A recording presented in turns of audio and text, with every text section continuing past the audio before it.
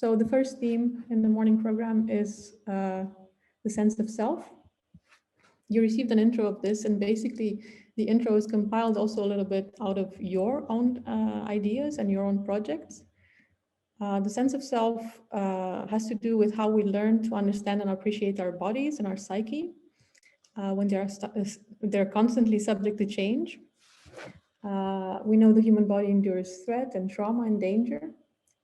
It proves to be vulnerable, but also resilient. The topic of sense of self has a lot to do with the topic of mental health, of which there's been like an increased awareness of in the past year, mostly also due to the pandemic.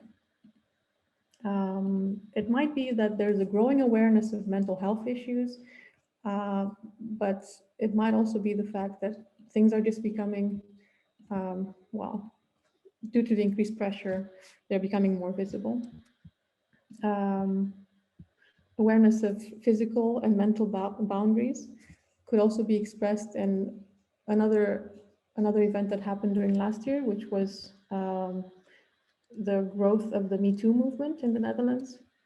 This is also something that the project will be touching on. And the sense of self topic also visualizes internal processes of the human brain and of the psyche, such as memory, or working through therapy, control, and chaos. The physical body addresses topics such as disability and bodily confidence, as well as activism, in order to make these things visible. My name is Ella Geitenhart. Sorry. Good morning. 1 week ago, I graduated from the University of Arts, also known as the HKU in Utrecht. For this presentation, I used part of a video that I made earlier this year to explain my current project called Some Things. I extended the video with more information about how the process of the project developed and how I presented the final presentation for the graduation show. The video is around 4 minutes, and let me know if you can't hear anything.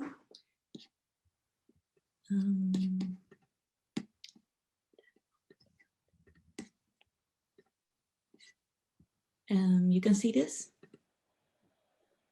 All right.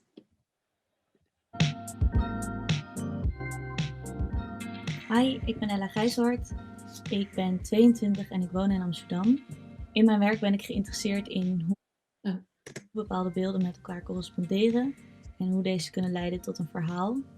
Door de beelden uit hun context te halen, te vervormen en te combineren, onderzoek ik algemene associaties en wat deze precies inhouden.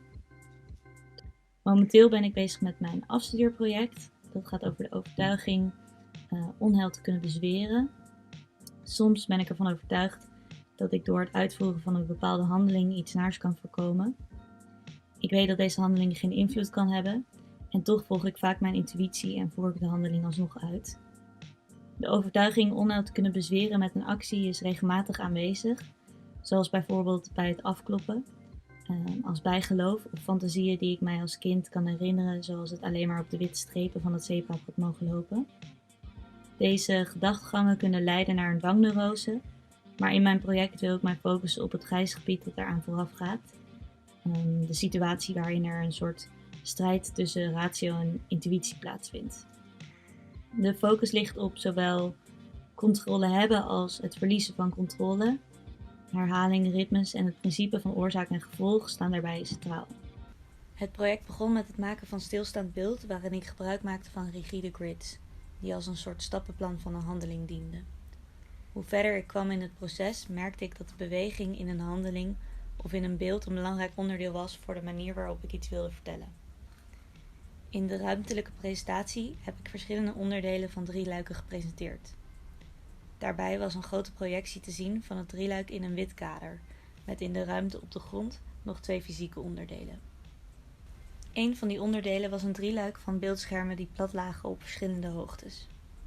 Deze beelden zijn registraties van een productielijn in een fabriek. Dit maakte ik om te onderzoeken wat voor herhaling en ritme er zit in fabriekswerk. Deze beelden schuren een beetje met het gestileerde beeld van de projectie van het drieluik. Het leek mij interessant om in de presentatie te kijken naar een vorm waarin de toeschouwer in de ruimte neer moest kijken op deze 3 schermen en op moest kijken naar de projectie van het witte kader. Aan de andere kant van de ruimte stonden 3 houten panelen met fotoprints tegen elkaar uitgebalanceerd. In mijn presentatie wilde ik ook een onderdeel dat niet bestond uit bewegend beeld en daarmee fysiek tastbaarder was dan de digitale werken. De fotoprints komen uit de momentopname dat terugkeert in het drieluik van de projectie. Tijdens het proces van dit project groeide mijn interesse in het verbindingsstelsel van mijn hoofd en wat er aan verbeelding van de hersenen te vinden is. In de presentatie hoopte ik met dit onderdeel uitnodiging te geven om te wisselen tussen verschillende perspectieven en zo vanuit verschillende hoeken de expositie te bekijken. In de toekomst wil ik verder gaan met deze thematiek. Een concreet voorbeeld van iets waar ik mij op wil gaan storten is het uitdiepen van het bijgeloof afkloppen. In dit project was dat een te groot zijspoor, maar er is een rijke geschiedenis aan het thema verbonden die ik erg interessant vind. Verder wil ik ook door op de algemenere thema's als zowel controle hebben als verliezen en het principe van oorzaak en gevolg.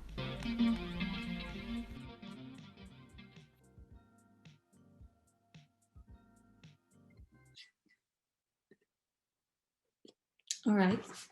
Thank you for listening. And if you want more info, you can find it on my website. Hi, my name is Alexa Vachon. I am a Canadian-born photographer, but I lived in New York for many years and in Berlin for many years before coming here to the Netherlands, where I just finished my master's in photography and society at the KBK. So now I am going to share my screen. So my work revolves around issues that I have personal experience with, often working with those who don't fit neatly into society's boxes. Driven by feelings of exclusion and alienation, I look to others' experiences in building identities and how people position themselves in their communities. My projects focus on themes including agency, addiction, loss, and power structures, but they aren't tied to one location. Which brings us to today and my latest project called Skin Berlin, 52.49 degrees north, 13.42 degrees east. And before I jump in, I just want to say there's a lot of nudity in these images, so they might be considered not safe for work. So maybe Femke on the train.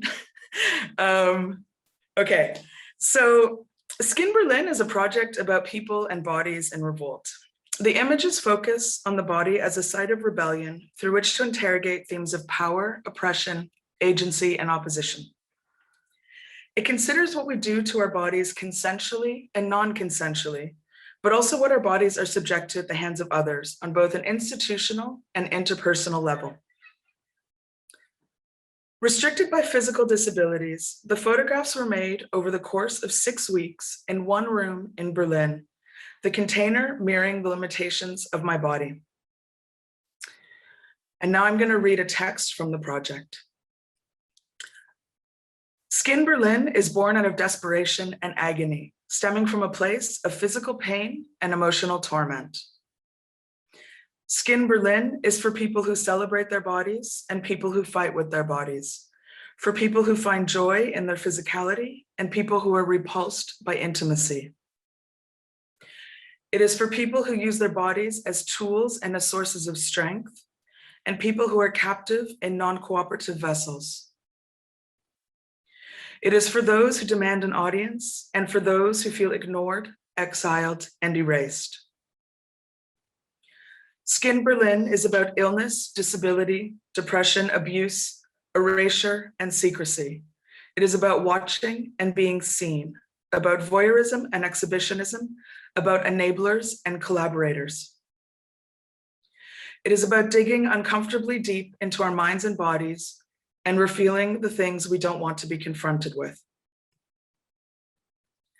Skin Berlin is about consent. It is about subverting the roles of submission, domination, contortion, and control.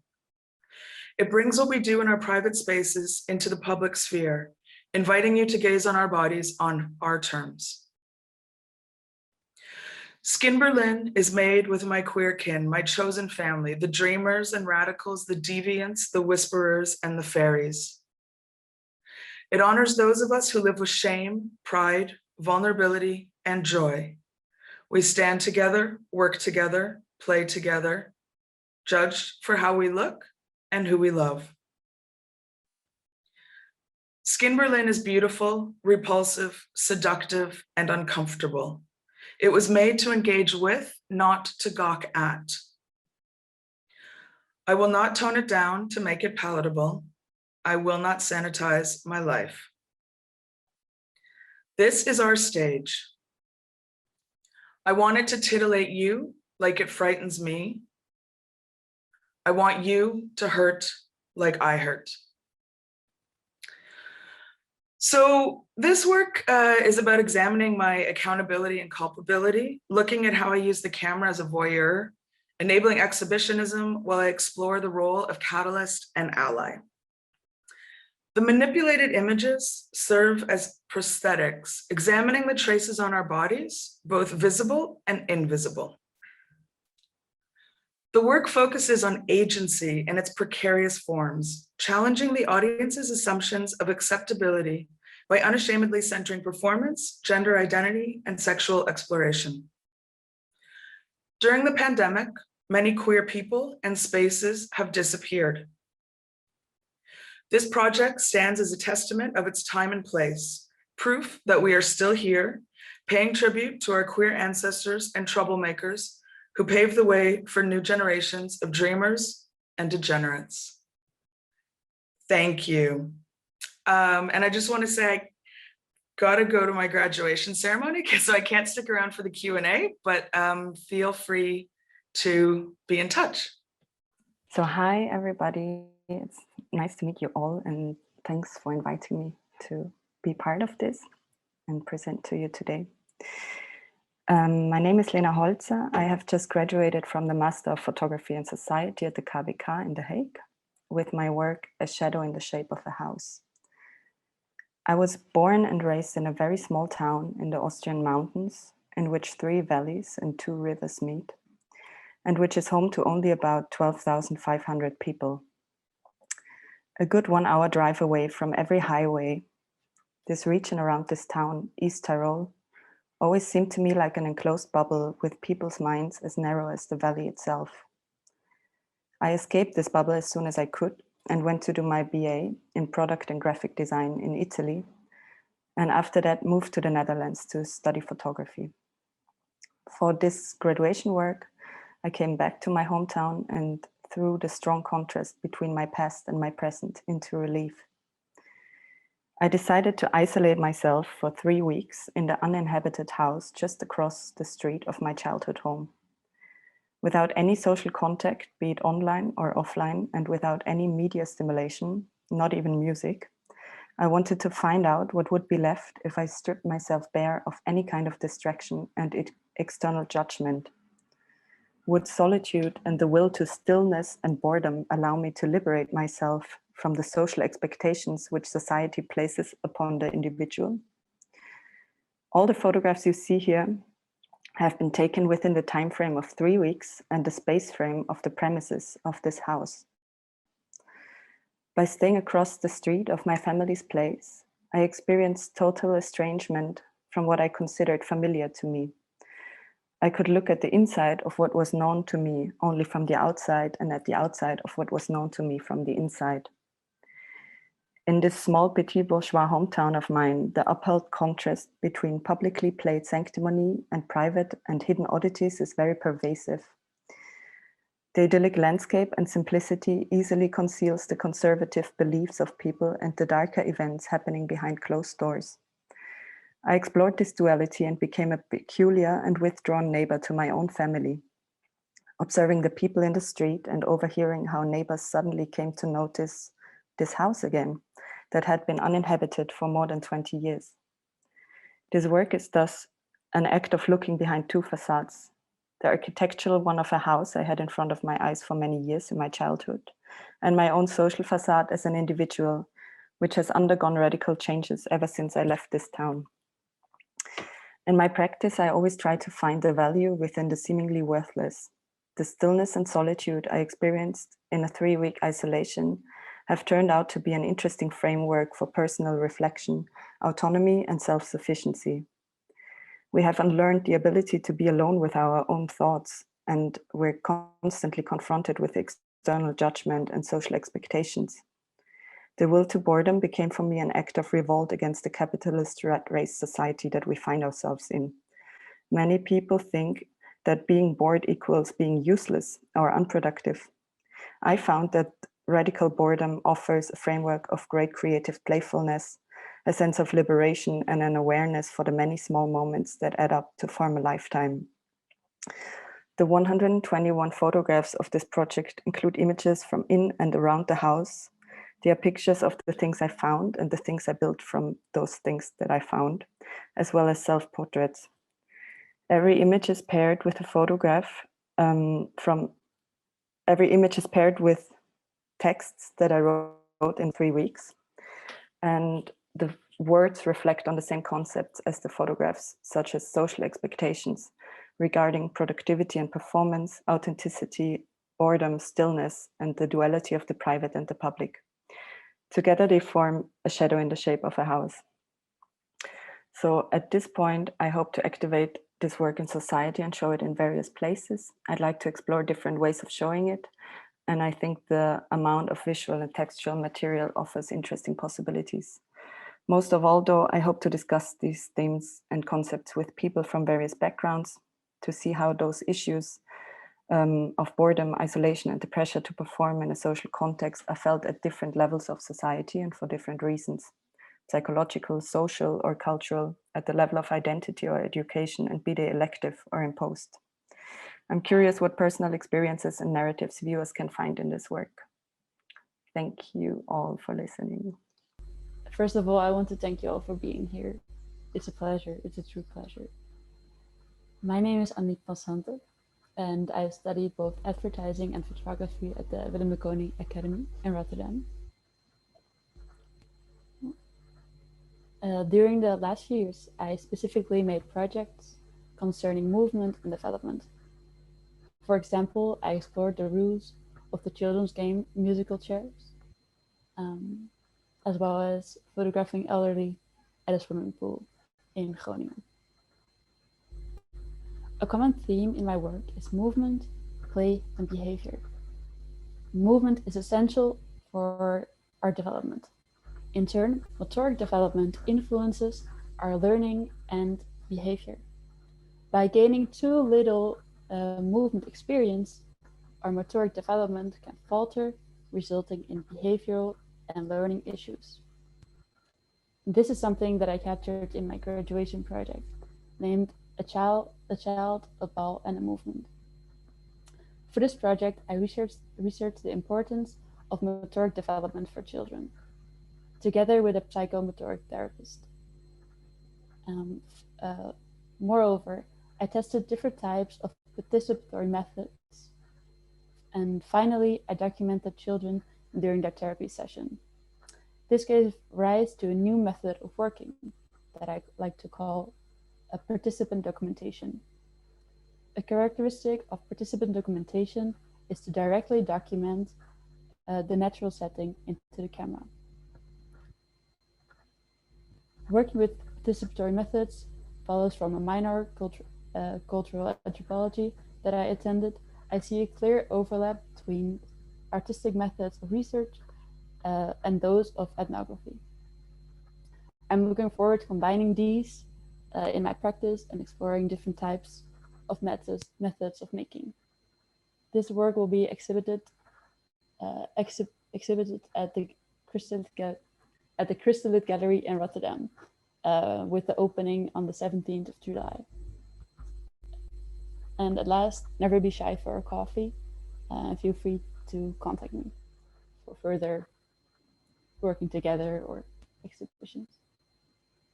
That's it. Thank you. My name is John Tromp, with an O, not a U. Take care. And I graduated at the Photo Academy in Amsterdam in last June. I'm feeling very special being a man between all these women and being old between all these young women. But nevertheless, I made a 4-minute video, and I would like to introduce a little bit about myself and more about the graduate project that I made. Now I have to share screen. Today I present my graduation project, Away. At the age of 67, I started the study at the Photo Academy in Amsterdam. I had been a nature photographer for several decades, but in the end, I was not happy anymore with the pictures I shot. Something was missing, and I did not have a clue what was missing. And did I find it now? Well, I think I did. Let me tell you about the images. Just about halfway up, a horizontal line bisects each image. The resulting landscape is a spatial abstraction of how I see my life and represents my dual quest of creating order and fighting chaos. It is human nature to search for similarities, patterns, and rhythms. And that is what I am trying to achieve. Showing life in geometrical form is my attempt to organize life and make sense of it. Creating order is the essence of my work. The interplay of geometric patterns is a metaphor for being human, for the human desire to conquer chaos and to regulate life. There is no such thing as a perfect life, and neither does the perfect shape exist. This is why my images show imperfect geometrical shapes, a semblance of balance, light that interrupts rhythm by casting shadows, parts of a whole that don't quite join up. The shapes are trying to find where they belong within the whole, and as such, they show a human aspect. By closing gaps, by creating openings, by trying to find their place without knowing exactly where they fit.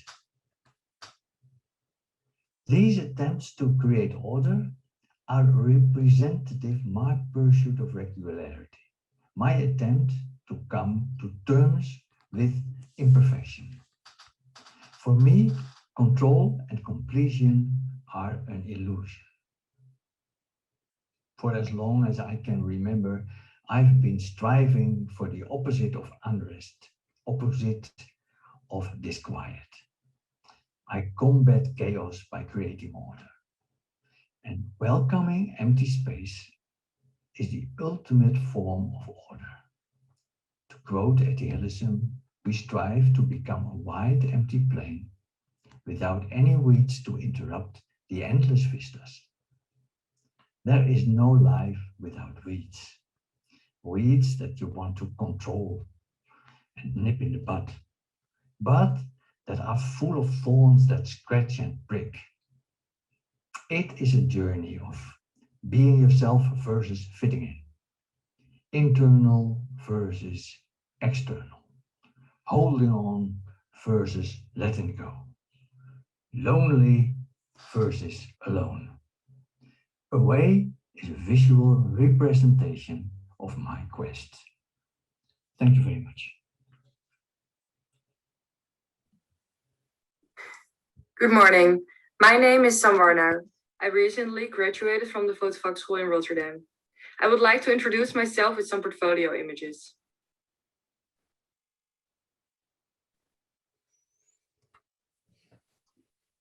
In my work, I focus on nude photography, and the main theme in my work is vulnerability.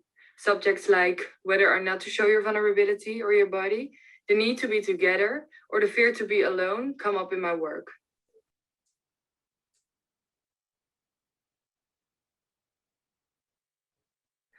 The further you go in my portfolio, the more the work is about my vulnerability.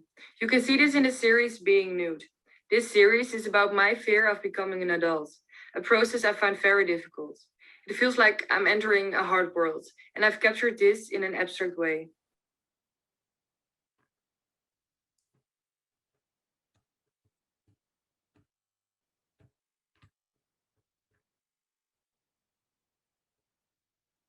My last series is the ultimate form of my vulnerability, and I photographed myself. I graduated with this project. Nowadays, we are exposed to many stimuli and we are constantly on. A mobile phone creates a continuous urge to human contact and affirmation. I experienced this daily, which resulted in my project Contact. For my project, I went away from all social contact for 3 weeks. 3 weeks without human contact. Just me and my camera in a cottage in nature, in search of my most pure and vulnerable self, translated into photography and video. My project is about self-acceptance without needing others. What remains when all the human contact around me disappears? What choices do I make and what do I really think?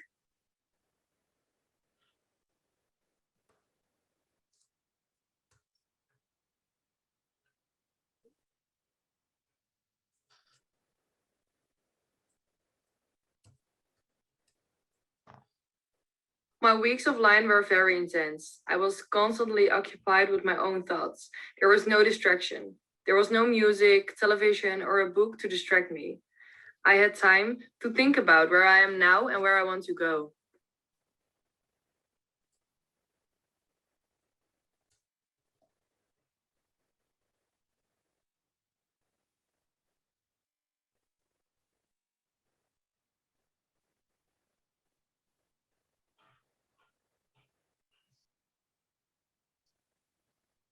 Beside this photographic work, I also made a video. In that video, you can see my process of one of the weeks. By video and sound, the silence and the time become clear. In this way, I give the viewer an even greater sense of time.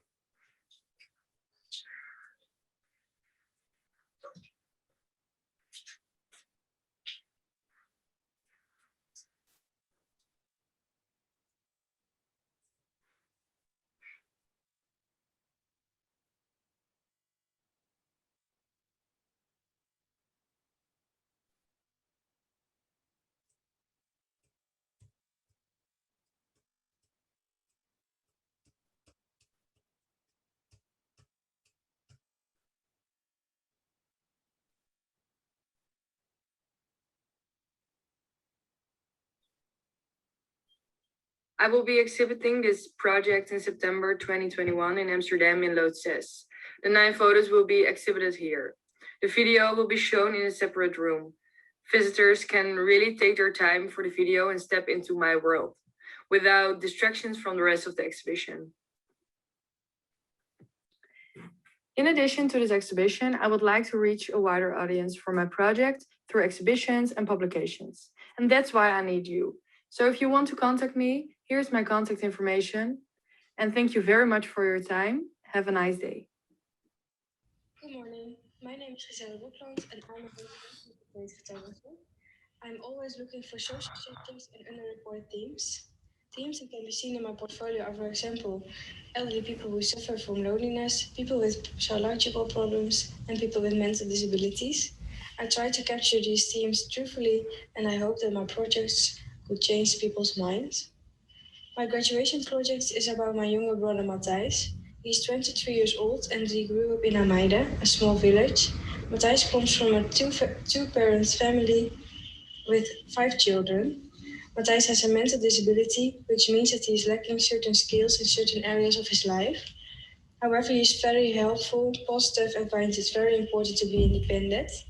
Matthijs works at Blockland Garden and Park Machines in Almeida, where he repairs lawn and garden equipment and gives advice to customers. I'm very proud of my brother because of who he is as a person and what he is already able to achieve. As a society, we have a certain image of a mental disability. If you Google it or look in newspapers, you'll probably see people in wheelchairs and they are almost always surrounded by caretakers. I find this image stigmatizing and simple-minded. I don't agree with that because there are gradations in disability. Another example from television, there's a Dutch program, First Dates at BNN for normal people, and for people with disabilities, they have undateables. I find it very weird that we live in a separate world. Also, I think it's an inappropriate name that refers to even more separation. The project is an accolade to Matthijs. I think he's a very powerful person despite his limitations due to his mental disability. I want to show you a different perspective on the image of people with a disability.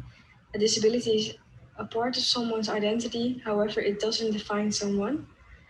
I hope that partly because of my project, different types of images will be shown in the future, which won't lead to stigmatizing. The project consists of old photos, my photographs, videos, and letters. The letters give an insight into Matthijs' way of thinking and his character. His family plays a major role in the project because family is very important to Matthijs. In the videos, you can see how we interact with each other and how Matthijs is constantly changing and copying behavior in relation to the person next to him. I hope that I show in my project that Matthijs is more than just someone with a mental disability, because he's also a human being, a brother, a son, an adolescent, an employee, and someone with dreams and ambitions, just like all of us. All these separate elements are bundled in one book, plus the written text about Matthijs' relationships with his family members and memories. Through this approach, personal elements of Matthijs will be shown. I think it's important to give Matthijs a voice in this project, and therefore I've chosen to let Matthijs write by himself. If we all can recognize at least something of ourselves within Matthijs, I think that we don't no longer categorize him as someone who has a mental disability, but rather as just someone like us. You could say that the work shows us how we are and how we deal with people with a mental disability in today's society. In September, there's an exhibition of graduates in Amsterdam. You can visit if you want to see my work and other students from the Fotovakschool in real life. I want to thank you for listening, and are there any questions?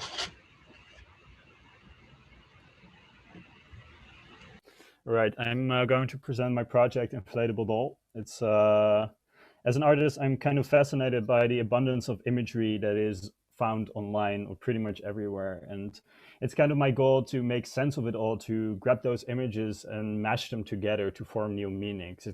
My practice is kind of related to remix culture in music, but I try to appropriate it with current image culture.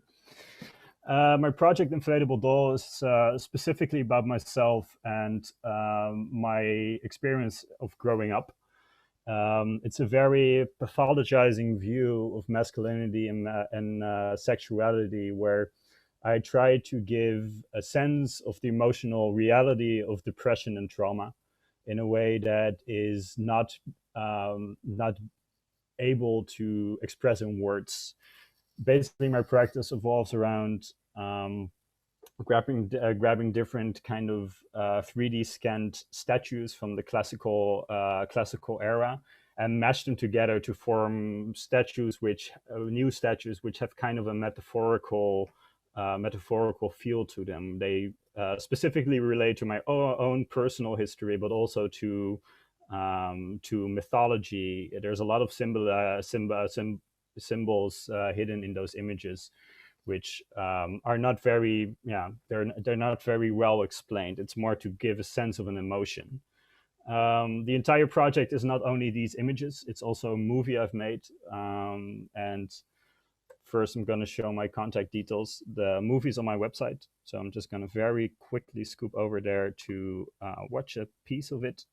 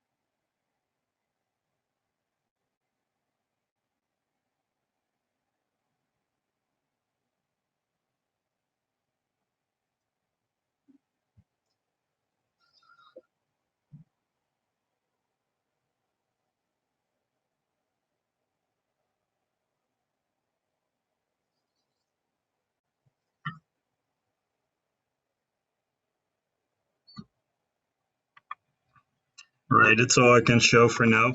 I'll leave the contact details a while longer before the next person starts. Okay, hi, my name is To Heidekoper. I'm a visual artist from Amsterdam and just graduated from the Photo Academy. I work with several materials and techniques, including carbon on etching paper. And the mostly monochrome works are inspired in the past and the present, in which I play with contrast and contradictions. But first I will read you a little poem I wrote, which describes so much better who I am and how I work. I just went up the stairs. I need to breathe a little bit, sorry. If you ask me in an unguarded moment who I am or what I do, by default I begin at the end. With woolly words and constantly wrong choices, I sometimes get to the beginning. I'm girl reversed. And now I will share my screen so you can watch my work, and meanwhile I'll tell you all about it. Let me see where it is.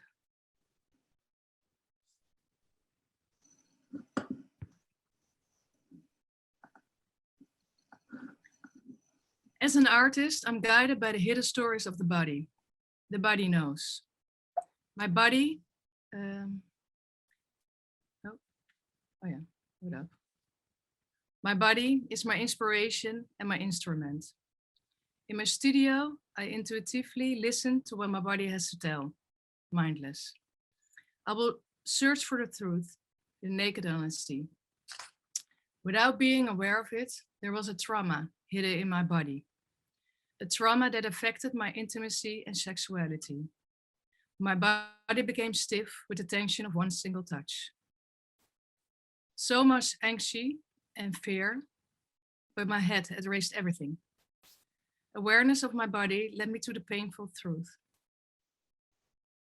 By which I just want to point out how important the approach to your physical state is. So much crucial information is stored there. It isn't enough to reach this information by just talking. Now, what is actually the difference between intimacy and sexuality? Where's your personal boundary? Do you really have an idea of that? And do you act on it? Do you dare, for example, to say no in bed? Do you express your wishes and preferences at all? And how's your sense of self? These are just a few questions that are so important in my opinion. They're closely related and deserve more attention in our society. There has been more awareness on our physical boundaries within the #MeToo movement, and that's great. But we're still far from there. It is my goal to bring these subjects to the attention of the public through my work and generate a wave in society. And here are some photos of my graduation exhibition, which was held in Loodzes.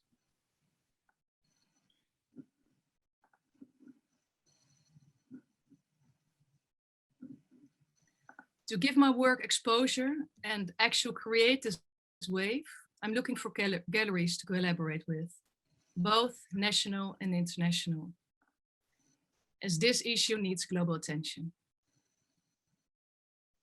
Thank you for listening. Thank you very much, To, also for stepping in. Sure. I'm wondering if Nanook is ready, or if you still have any issues with connecting.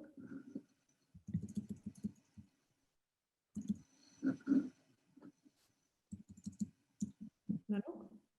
Yeah, I'm going to share my screen now.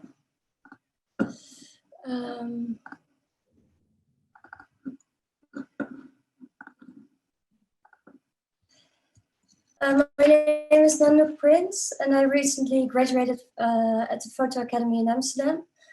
In June 2021, I published a photo book called Empty Forest. This was also my graduation project. And the book was about a woman called Emma Hauk. She's a young mother. In 1909, she was committed to a psychiatric hospital in Heidelberg, a city in Germany. And she was diagnosed with schizophrenia. 11 years later, she would pass away at the age of 42 in an asylum in Wiesloch. And around that time, an immense collection of letters was found in the archives of the Heidelberg Hospital. And here are some examples of her letters. All of these letters were written obsessively to her husband. Her husband was called Michael, and she was begging him to collect her. And each letter was written with overlapping words. Some of the letters read Herzenschätzi come, which means darling come, and the words were written over and over. And some of the letters only repeat the words come, come, come, and they're written thousands of times. And the letters were never sent. Here are some images of my book. In a letter, she says that she longs to be with her husband and family, but according to her hospital files, she longed for a solitary life in the woods. And through my photography, I wanted to take her to the forest. I rented a cabin in the Black Forest, quite close to Heidelberg and Wiesloch, and I started to make pictures. Well, it's basically my interpretation of her longing to go outside.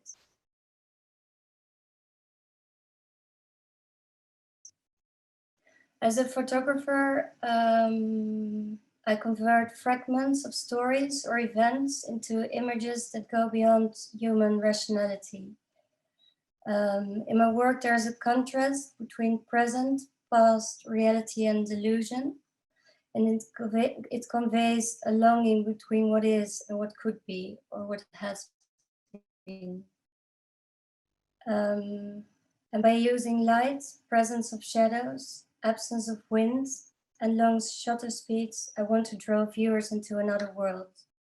A world where time seems to have stopped. A world that does not belong to anyone. And the portraits, like this one, it's not Emma Huck, it's a model. It's my interpretation of Emma Huck.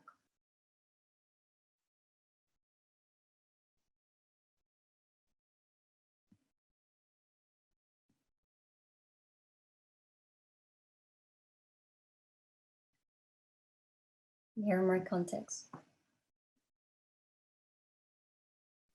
Hello and good morning. My name is Katerina Ziegel and I graduated from the Rietveld Academy this week. And unfortunately, today we have our first exhibition day, so I can't be there for real in the Zoom call, but I thought I'm gonna send a video to you and yeah, I would like to present my graduation work today. It's called Is It Me or Is It You?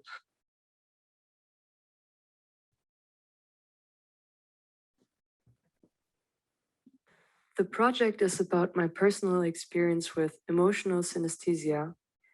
Emotional synesthesia is a subform of the neurological condition synesthesia. It lets a person experience emotions or people as colors. This happens automatically and involuntarily. Therefore, you can't control, influence, or change it. To give an example, if someone is passive-aggressive, I experience them as purple. If they're very chilled and friendly, they might be light blue. But each and every person has also their own individual color. For example, my boyfriend is blue, my father is pink, and my mother is green. My installation deals with the experience of synesthesia and also memories. The pictures mark a certain point in my life where I felt strong emotions that were then sorted in a color again. The photos and words relate to my memories in relation to synesthesia. Memories become unclear and distorted over time. The only thing that stays clear to me are the colors I experienced during that time. It is a personal way of navigating through the complexity of memories. Shapes, colors, and forms are accompanied by words that are chosen intuitively. They appear automatically when I think of a certain memory. The whole project is an attempt to make the experience of synesthesia visible for people who are not affected by the condition. I hope I could give you a small and interesting insight on my project, and I would like to thank you very much for your interest. If you're still curious, you could check out my website or contact me on Instagram. And yeah, good luck for you and see you. Bye-bye. Okay, then I first would like to welcome you and thank you all for having the time to listen to all our presentations. And I would first like to introduce myself. I am Rachel Hoeman. I'm 21 years old and I'm currently living in Tilburg. And in my work, I'm really interested in romanticizing things around me. I'm curious for the beauty in common things, even though my subjects are not always beautiful or romantic at all, but that's what I'm really looking for. I'm always trying to find an idyllic perfection. And not only in my graduation work, but also in my other body of works, I'm also interested in the themes of feeling at home and the notion of safety, because these are themes that I can't really grasp myself. So I'm always very curious what it is. And in my work, Finding a Home Within the Walls of My Body, it's about the concept of the feeling of home in combination with fear and anxiety. I was looking for the interesting part of what a mental state can do to your personality.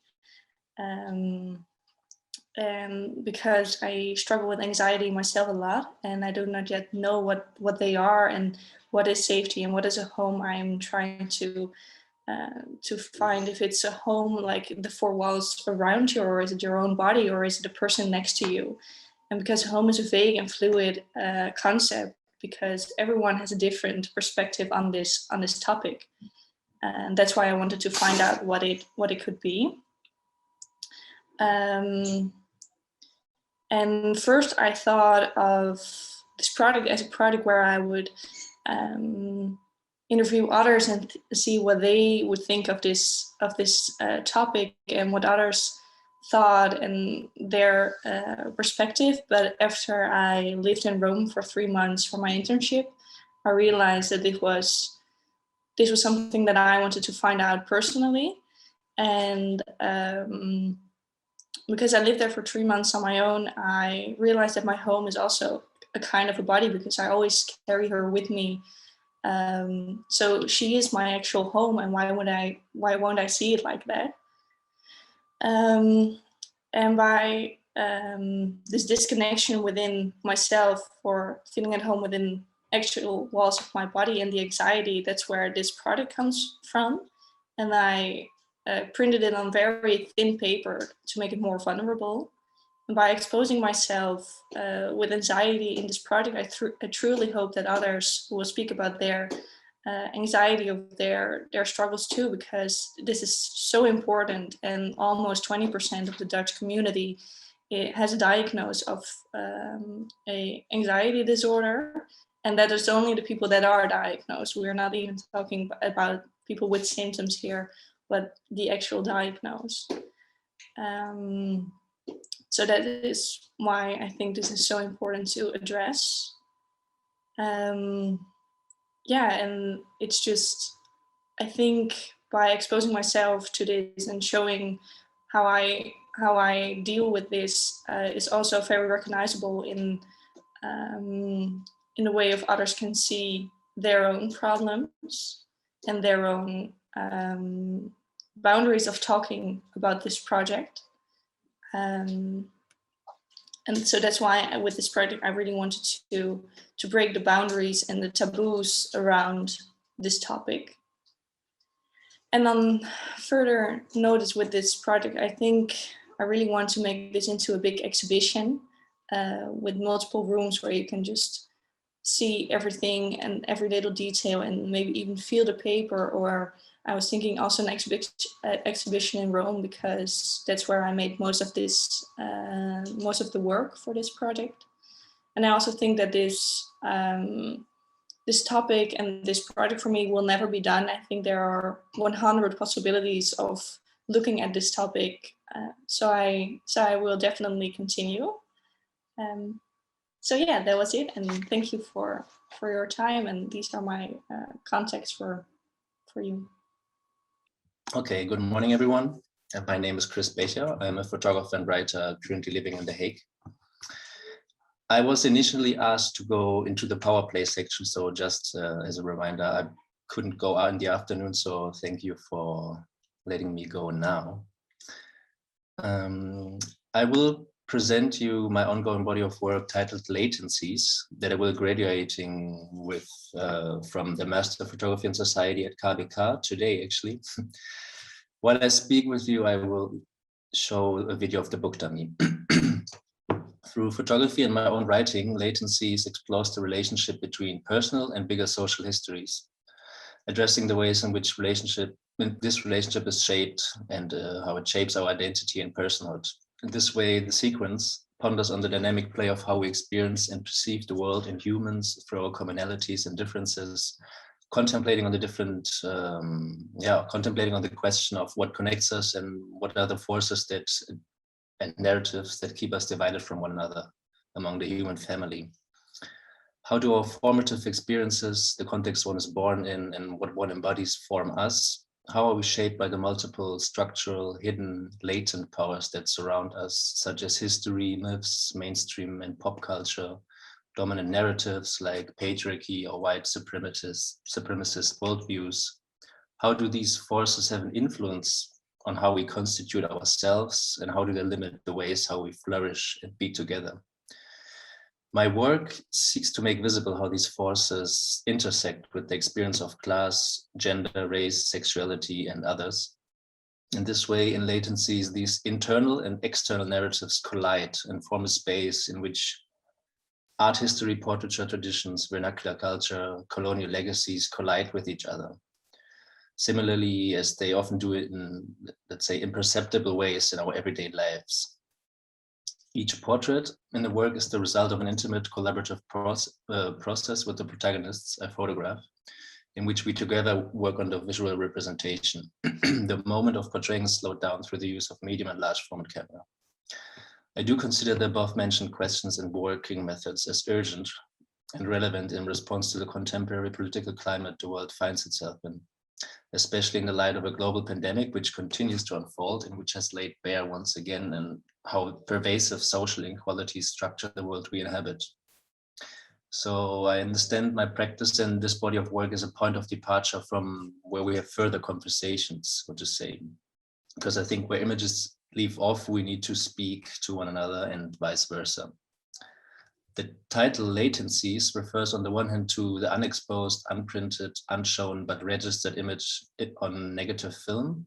On the other hand, it alludes to the persistent imperialist and patriarchal structures, as well as political and economic forces that shape our everyday lives, which are forces that are often hidden and not always consciously seen, but subconsciously registered and absorbed while we grow up.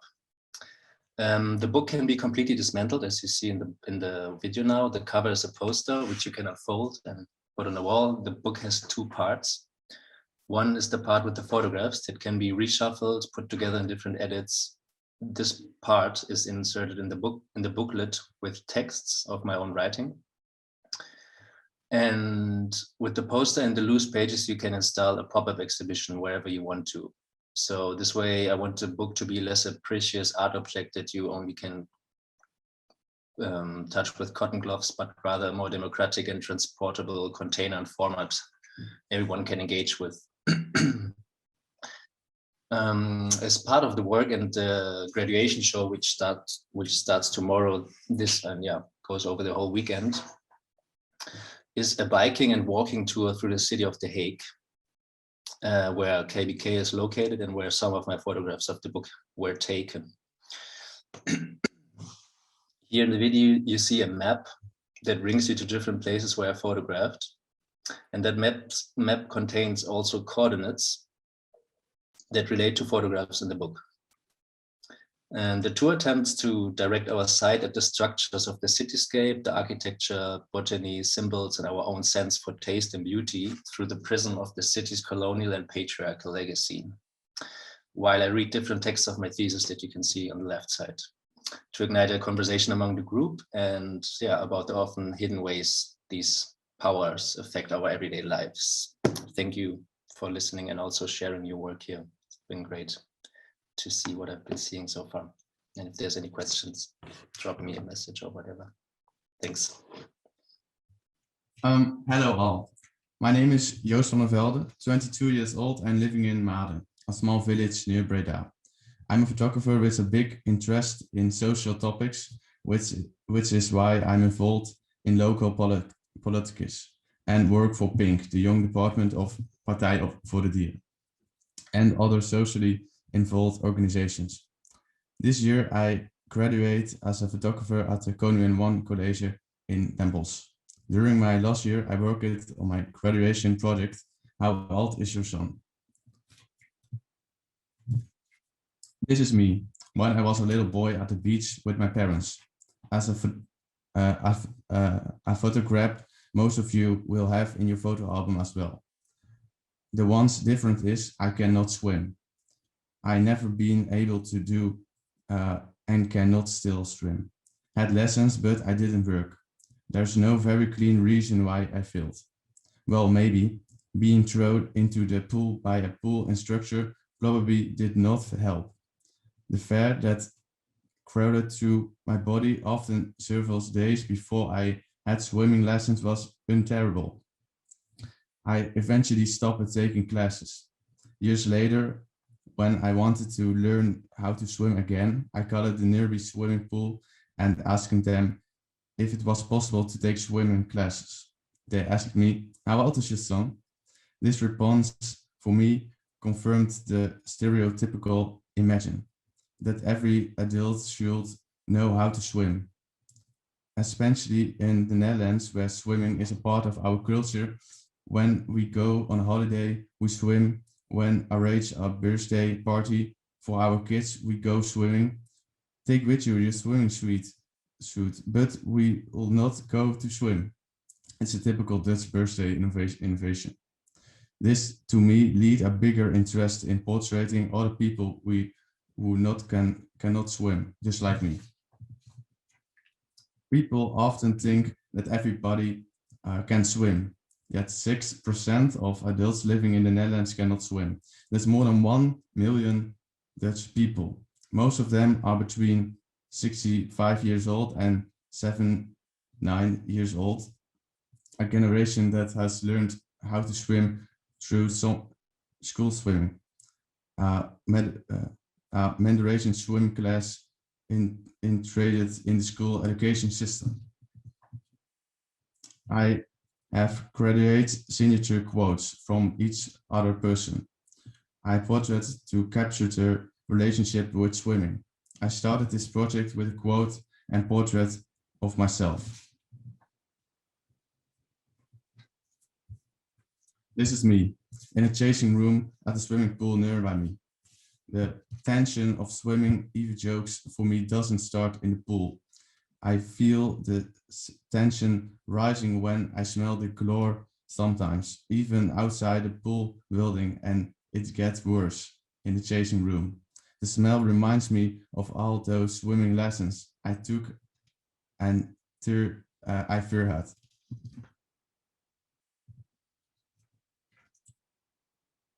I'm afraid to have no ground on my feet. It's a quote from Leon. He's afraid of water. Boats, beaches, swimming pools, he hates it all. I find it interesting to see people whose feelings and fears are triggered in many different ways and very specific moments. All the portraits I have made have come together in co-creation. I have asked them what exactly fears them the most when it comes to swimming, and together we have tried to visualize this. Now that I live in the Netherlands, I have the idea that I do not master a basic skill. In Indonesia, I was one of many that could not swim. This quote is from Gaida. She comes from Indonesia and moved to the Netherlands for love. In the Netherlands, she noticed that not being able to swim raised many more questions than in Indonesia. The place where you are born can therefore play a major role in your way you view swimming. Because she lives now in the Netherlands, she now really wants to go for a diploma. I'm afraid of losing control. Someone wants to keep control. That is difficult because you feel very free and inhibited in the water. The feeling you can experience when you are in the water is quite strange. You go alone with the rhythm of the water. The project is not finished yet. I'm still looking for people who can swim and can projects that are willing to share with me. Please contact me at contact@joostvandervelde.com or take a look on my website, joostvandervelde.com, and I'm really happy to be here. So thank you for your time, and I hope you like my project, and thank you.